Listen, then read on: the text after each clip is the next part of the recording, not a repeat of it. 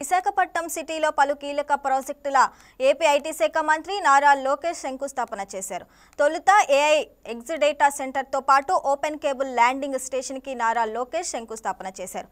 ప్రముఖ digital IT solution provider CP technologies అనుబంధ సంస్థ సిపి ఇన్స్టిట్యూట్ స్పేసెస్ లిమిటెడ్ విశాఖలో 50 మెగావాట్ల ఏఐ ఆధారిత ఎడ్జ్ డేటా సెంటర్తో పాటు ఓపెన్ కేబుల్ ల్యాండింగ్ స్టేషన్ ఏర్పాటు చేస్తుంది.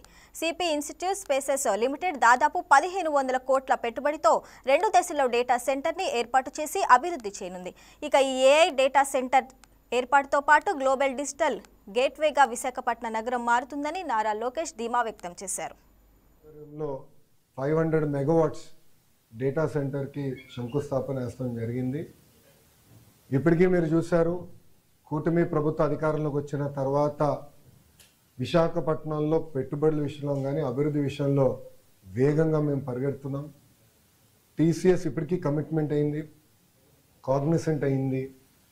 ANSR, Satva, Accenture, Google, Sify, Arcelor Mittal, ఫార్మాలో సుమారుగా 5 కంపెనీలు.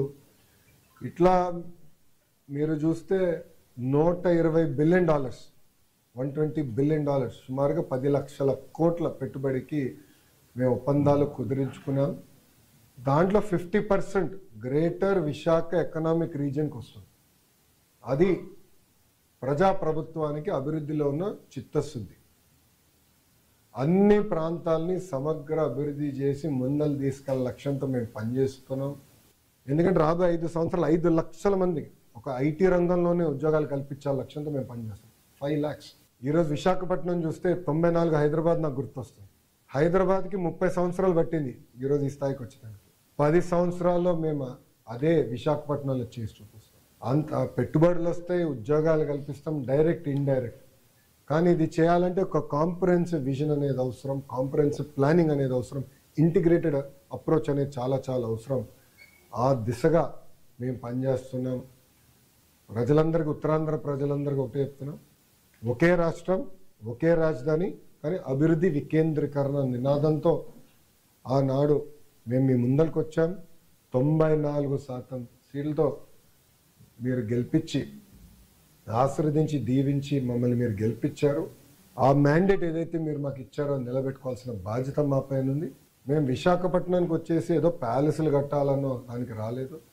ప్రజలకి ఉద్యోగాలు, ఉపాధి కల్పించే పెట్టుబడులు తీసుకురావాలి, అవి గ్రౌండ్ చేయాలి, అవి ఎగ్జిక్యూట్ చేయాలి, అవి బిల్డ్ చేయాలి. తద్వారా మన పిల్లలకి ఉద్యోగాలు వస్తున్న లక్ష్యంతో మేము పనిచేస్తున్నాం.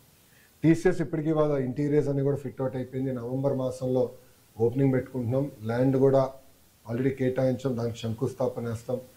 నవంబర్లో కాగ్నిసెంట్ సిఇఓ గారు కూడా వస్తున్నారు, వాళ్ళ కొత్త ప్రాజెక్ట్కి శంకుస్థాపన వేస్తున్నాం. డిసెంబర్లో వాళ్ళ సెంటర్ కూడా, డెవలప్మెంట్ సెంటర్ కూడా ఇక్కడ ప్రారంభించబోతున్నారు. గూగుల్ ఇప్పటికీ మీకు తెలుసు, ఈ నెల మేము రేపు రాత్రి ఢిల్లీకి వెళ్ళి ఎల్లుండి గూగుల్ కూడా వాళ్ళ లీడర్షిప్ కూడా వస్తున్నారు, కలిసి పెద్ద ఎత్తున అనౌన్స్మెంట్ చేస్తున్నాం.